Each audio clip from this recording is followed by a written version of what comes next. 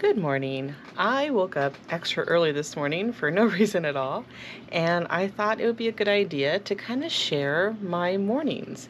So this is kind of a walkthrough of my normal routine, how I begin the day, how I ground, and all of that good stuff. So right now, I usually start by just admiring the plants that I have growing inside. It kind of gives me a bit of shelter, kind of plant-like atmosphere, I think, rather than looking outside and seeing like my neighbors. And I generally come over to my morning altar.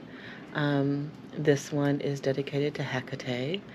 And I like using my electric candles over here just because it's next to curtains and it's kind of tucked in a corner, and I have a cat that likes to rub on things, and so I'm always worried about the fire, about fire like falling down. So I come over here, light these candles, I turn them on, and I just kind of meditate and focus on my intentions for the day, any dreams that I've had. This is where I would generally like do any dream journaling, because I for some reason I need to process a little bit before when I first wake up. I'm kind of groggy in the morning. I'm not exactly a morning person. And so when I wake up extra early like I did today, I can come and just kind of watch the sky go from dark to light. That transition, I love that dawn. I particularly am more of a fan of the dusk, but if I get up early in the morning, I really like dawn. So, hey kitty. Give Jack some lovin'. He's always right here with me. So just kind of checking out the morning, watching that sky, peek through my plants. Okay. I really love this little corner that I've created over here. I think Jack does too, because he spends most of his time sleeping here. And then my little altar. So I'm usually really quiet in the morning when I come down here. I don't know if you can hear in the background. I have coffee brewing, and Jack and I just come down here and wake up. He's already had his food, so he's happy. He's such a love bug. Okay, so generally I look at the planetary books. So like the horoscopes and all those different things. I really like looking at them in the morning or at the night about the previous day. That way I don't walk into the day with like intentions of what should happen, but I can sit and look at what did happen yesterday and if it aligns with planetary stuff and just kind of reflect on that. And then I also have the one card that I pull out in the evening. This one was just a little spell work that I did last night. The new job, arising. So just focusing on like prosperity and some of the goals that I have for my life, generally with my career, doing more of those expos with the Vine and Thorn Witch and that kind of stuff. Focusing again a little bit more on YouTube. I'm noticing that I'm having a harder time like sitting down and making videos in the summertime, just because I'm outside so much. And so I think this card kind of talked about like welcoming the balance of that and not being hard on myself. I'm not doing like all the things on the list that I want to do. But yeah, so, and then yesterday's cards, I kind of reflect on them and how they aligned with yesterday. And then I come over and I get ready to do a card pulling for today. So I'm kind of talking you through. I'm not actually doing what I do.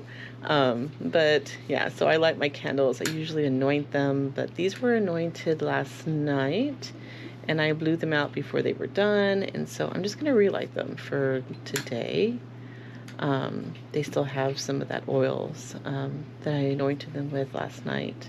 And so, yeah, so this is kind of where I just sit and reflect. I kind of focus on what I'm feeling right now. Just kind of, as I said before, the dreams is when I kind of do all that journaling and stuff. And I focus on the oils that I have right now. So my favorite right now is by Hagroot. I'll put the link for their website down below. That's the protection one. And then this one is the Fortuna. So like, as I said, I'm really right now focused on setting goals and manifesting those goals with my business, with my life. My wife and I are really focused on trying to figure out how to get like a couple acres in our own house. And so that is really a big focus of ours right now. And yeah, so generally with the protection oil, I like to start with an oil and I just put a couple dabs behind my ear, setting those intentions, protecting my goals, making sure my own insecurities don't get in my way. It's like really grounding in what it is that I'm focused on in my life, or just for the day. Nothing big, just simple stuff. Making sure that I stay grounded in like just not letting like the news of the day or any other dramas get in my way, and just kind of really focus on it. So lately, this has been my deck, the Black Ritual Tarot. But yesterday and today, I'm feeling more drawn to go to the Lost Oracle deck. I'm not quite sure why, just kind of trusting the intuition, whoever draws me, which area goes. As you saw, those were the cards from yesterday. I just kind of grabbed those and put them back in here. Okay, so generally I like to set my intentions. Normally when I light the candle, I do kind of my words of who I'm like communicating with, whether it's my parents who have passed over, my grandparents, or Hecate, or any of the energies that I share this space and place with, like elementals and such. And then I go get my coffee. All right, so I always bring a cup of coffee to the altar table. This is just a little granite like shot glass that I picked up. I'm not quite sure where, it was forever ago.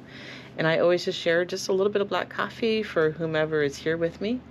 And then I have my coffee, just kind of focusing on whatever intentions that I have today, enjoying like whatever thoughts, goals, magic, all of those different things that kind of go through my brain in the morning.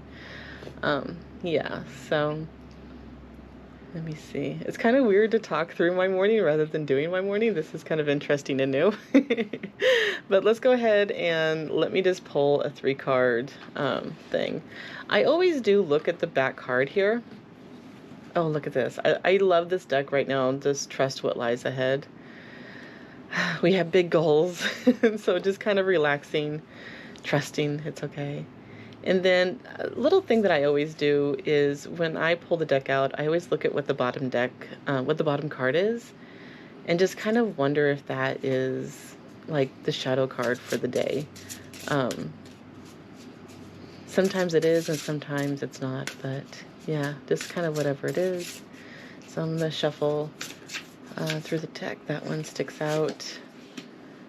I generally, if the card sticks out, doesn't want to go back in the deck, I just kind of resonate that with the card that I'm supposed to be pulling. Sometimes they fling out, and if that doesn't work, I do like spread the card across the table sometimes and kind of let my hand guide where I want to pull from. But this method here is my go-to. I just kind of shuffle through them, and I prefer this shuffle because it does less damage to the cards, like bending them and like messing up the corners and that. So let me just focus a moment. Oh, okay, no, this one wants to come out. Okay, that one feels intimidating, but yeah, let me focus for just a moment. I'm just gonna, okay, maybe literally just a moment. So stardust and soil. Okay. So I generally will look at the cards, kind of take in what the meaning are. Do the images resonate anything with me? Pierce the veil, blessed resonance, and then stardust and soil. So the first thing, let me adjust the camera.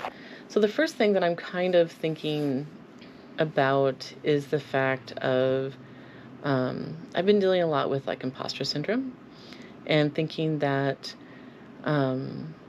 like maybe I'm not experienced enough. I look at other people and they're so confident at like expos and when they're presenting and such. And I have these insecurities, which I think are normal. But I have a lot of insecurities, and I think piercing the veil is kind of resonating with me in that way. That just because I haven't been like out in public with a lot of things. Well, I guess I have. Um, I became more public about my craft with my work probably about 10 years ago. And so it doesn't feel like that long though when I think about it, but basically I think sometimes I wonder about like insecurities if I have learned enough. And other times I feel that I'm exactly where I need to be where I'm at. And so I think this card is hitting that. The way that I feel like I'm dancing around this topic is probably confirmation to myself that that is probably what it's talking to. Because it kind of resonates with the stardust and soil. Um, Hold on, let me kind of think and feel this through for just a second. Yeah, so the blessings, residents.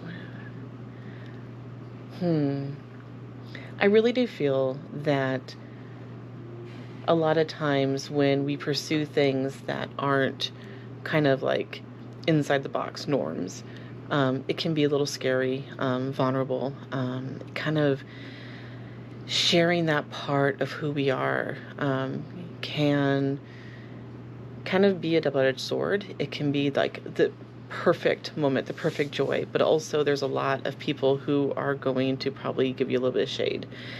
And moving through that and finding like your people and finding places inside yourself that just resonate with the joy and the work that you're doing and how it's coming across is the focus that needs to go into it, rather than the apprehensions or like the imposter syndrome, comparing one thing to another. I know a lot of things right now in my brain, like watching other YouTubers and such, is a lot of topics about like modern witchery versus traditional witchery, and I've never really thought about those topics before.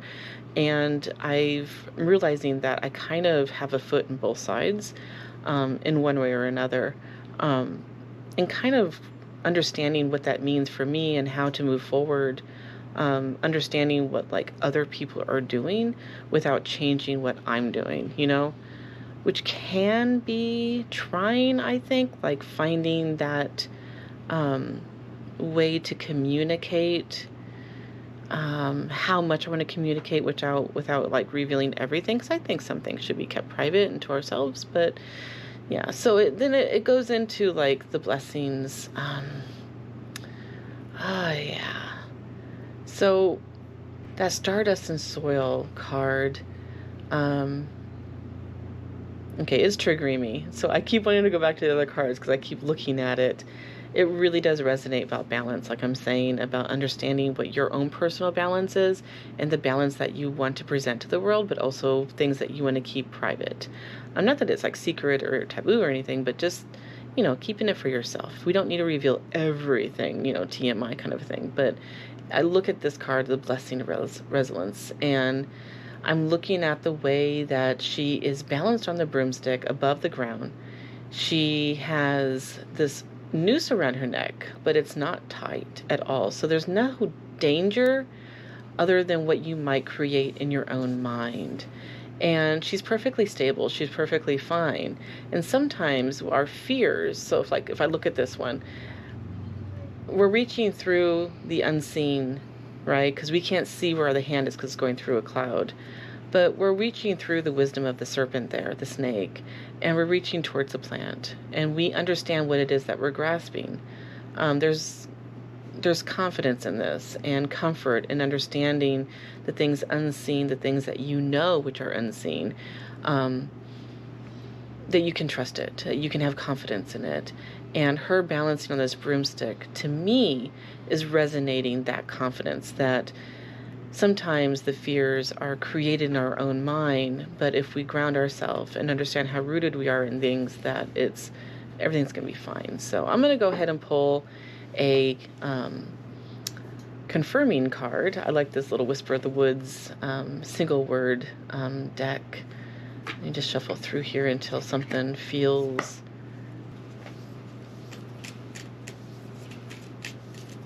and there you go. I love the way that works out. So risk. Okay. Yeah.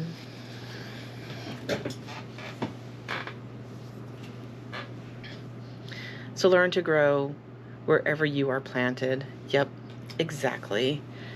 And that really is resonating with what I'm feeling about this, to just be grounded in who you are, what you know, and how you are, while staying aware and perceptive of the world around you, but stay rooted. Share who you are, share what you want, and embrace that, with that awareness of the balance that is the world around us. So that is the way that this reading is proceeding for me this morning. And that is generally the way my card readings go in the morning. Sometimes it might focus on, like today, with some insecurities and moving forward, things I'm working through. And other times it might be like social fears or social excitements. Lately there's been a lot of politics in my cards, but there's been a lot of hesitation, apprehension, fears that have been circulating. So, yeah. Okay, I'm trying to think of anything else that I want to share here.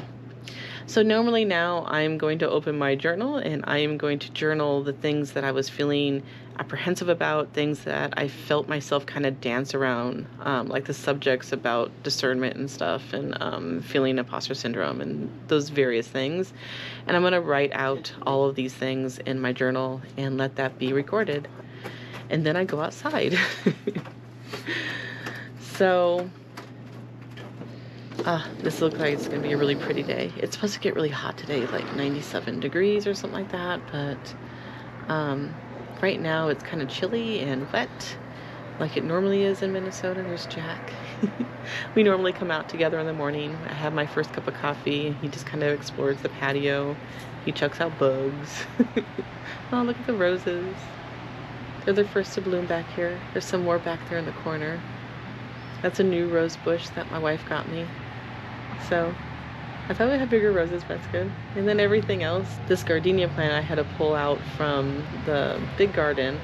It was getting too much sun, as you can see with those yellow flowers. Okay, there was a big old web. Here's the raspberry bush. And some of the berries are starting to show. I love it. I was really worried that the squirrels were going to come and eat all the flowers before the berries got here, but it's looking like we're going to get some fruit. And the canna lilies are really blossoming. Everything's starting to look really good. Around here, I don't see like real development on the garden with the flowers and everything until mid-July. So there's where I normally sit. That's just kind of my favorite little spot where Jack was at. These are some flowers and plants from indoors that needed some TLC, so I brought them out here to kind of soak up the rain and humidity and different things, and they come back in. So we peek inside my greenhouse. I grow my lettuce in here so that no bugs can get to it, and I just started it last week. Just kind of why my videos have been lacking. I've been just so busy in my garden, but you can see the lettuces are starting to come up. I have some other things to go out to the garden for like a second bloom that will be available like in September. So yeah, it's always a work in progress, and the garden has just monopolized all of my time lately. Like every free moment I have. I'll take you out there. Look, a squirrel has left me some peanuts. I don't need those. So the rhubarb's coming back in, the raspberries, all the things. I need to get back there and harvest the gooseberries probably this week. So this is morning glory that I always grow here. This is kind of a tradition from my grandmother to grow morning glory as an act of protection. I think it's the St. John's. Oh no, what is that called? There's a John root something. I can't think of what it's called, but yeah. So here's my raspberries. You can see these here are starting to turn red because they get more sunlight versus the ones over here. Let me sit down. Yeah, so this is my normal view when I come out. I'm not recording. Just kind of sit here and ground. Just feel the weather, take in the herbs. I might get up and snip off some of the flowers that are finished blooming. Just kind of take it all in. In the summertime, this Jack in the camera. Where is he going? He's gonna go snoop over there. Yesterday he had found his first worm ever, and he kept touching it with his claw and it would move, but then it wouldn't move, and so he was completely fascinated with it, so he's probably now looking for another worm. I saved the worm and put it in the dirt when he wasn't looking. So, yeah, what was I just saying?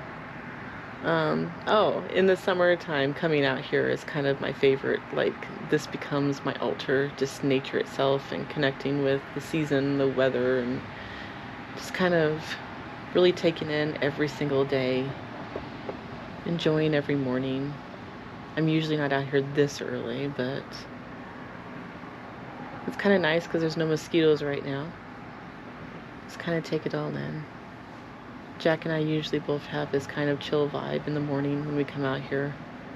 He goes over there and watches different things, pays attention to the squirrels or whatnot, and I just kind of sit back here with my coffee. It's quiet, relaxing. I think it's a good way to start the day.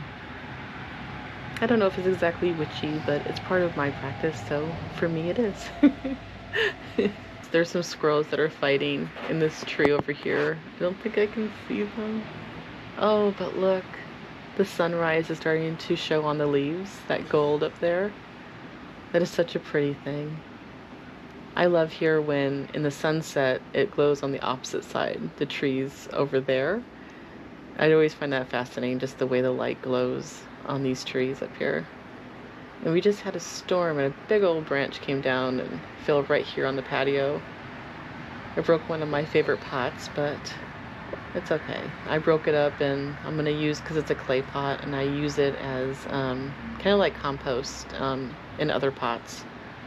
So it just gets recycled and eventually it just becomes dirt. So let me take you down to the garden.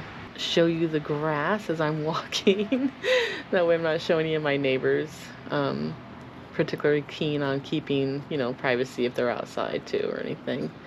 So here is my garden, and if you looked at my last update of my garden, it looks a little different because I finally had an entire truckload of mulch come in. And as I said, the garden has been taking all of my time. That's what I've been doing.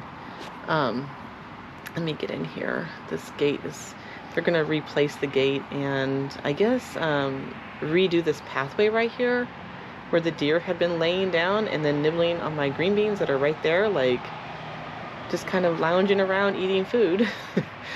So I recently put down like pepper and chilies and trying to get things to stop eating everything, but they are going to be redoing this entire community garden plot and try to bring it back so that other people want to garden out here, which will be nice. So here's the hyssop, the wormwood or mother's wood. I've realized as things are starting to blossom more and get true leaf that some of the plants and the markers that I have out here have moved around. Oh, you can see some of these deer markings that have been walking out here. Ugh, these deers. I gotta come out here and weed also. But yeah, it's kind of, they've been coming out and eating all of the freaking flowers. And you can see my pansies are completely picked over. They've eaten garlic, which I didn't know they eat garlic. I forget the word, but I thought it was toxic to them. I have one lavender flower left. You can see it there. A lot of my dill had just been munched down. Look at that. They broke the flowers off of the yarrow. Like, they ate it and then spat it out. Darn it. They ate most of the ginger flowers. So I don't want to complain, but it's irritating. At least these have survived. So I need to come out here and harvest today. The lovage, sorry, I should have said that. And then my wildflowers, they are leaving alone, probably because there's an abundance of them in Minnesota, and they're like, oh no, we want these other things. But the peppermint back there looks pretty good. They're leaving that alone. Actually, it's not peppermint, it's spearmint. The peony, and there's another deer track, or that could be a squirrel digging a hole, I'm not sure. You can see I need a weed. So the radishes, the beets have been eaten, the radishes have been left alone. They ate some of the tomato plants. Some of them are doing pretty well. What is that?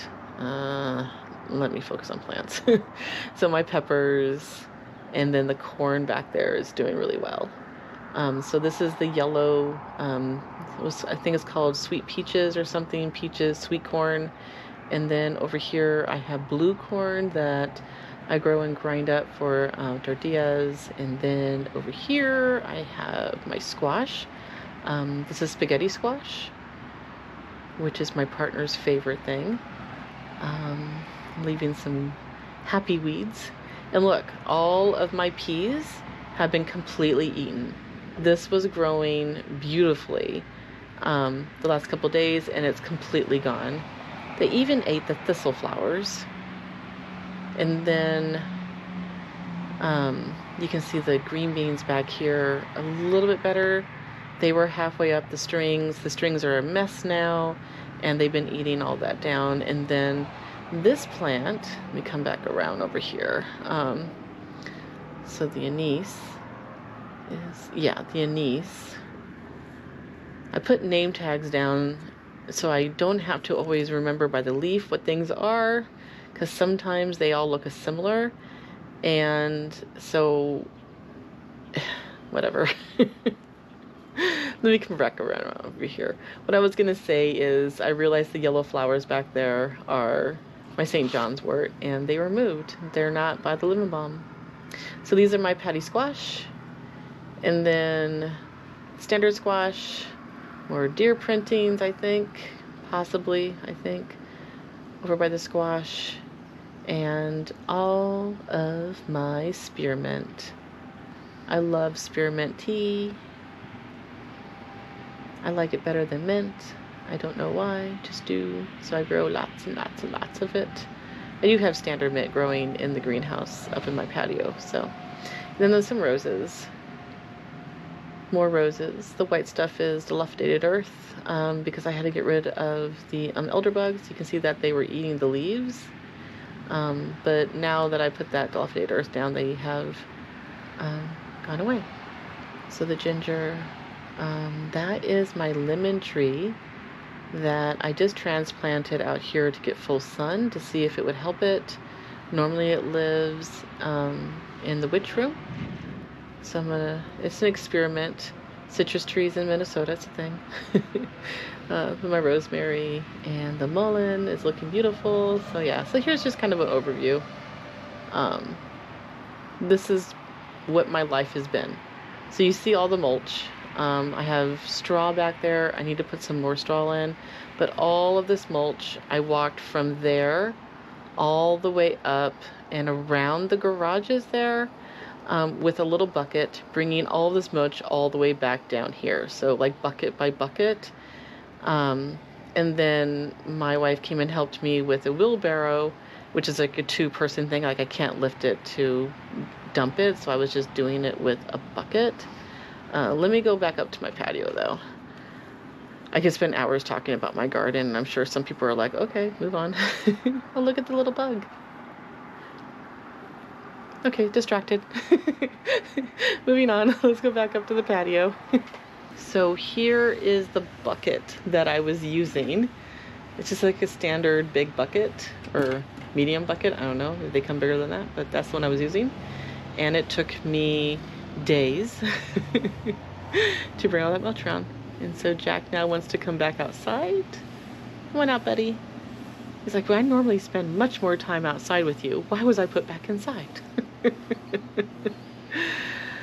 Okay, so I'm gonna just sit here and just chill. I need to go back in and get my coffee, but now I've already sat down, so I'll just kind of finish out the video. So this is my kind of my normal morning. I get up, I kind of enjoy the morning, I do my cards, I sit and I chat with my parents, as I said, who have passed over, my grandparents. I will chat with like Hecate and the space energies, like the elements in the area, and then have my coffee, enjoy the friendship I have with these plants, and just kind of take it all in, hang out with Jack. And that's my morning. So just a basic witch morning who loves to garden and stuff. So anyways, yeah, so if you made it this far into the video, thanks for hanging out with me. I think about 30 minutes is what this video I think is coming out to, given the clock on the camera. But yeah, so hopefully you're having a beautiful day or night wherever you are. Thanks again for hanging out with me, and happy witching.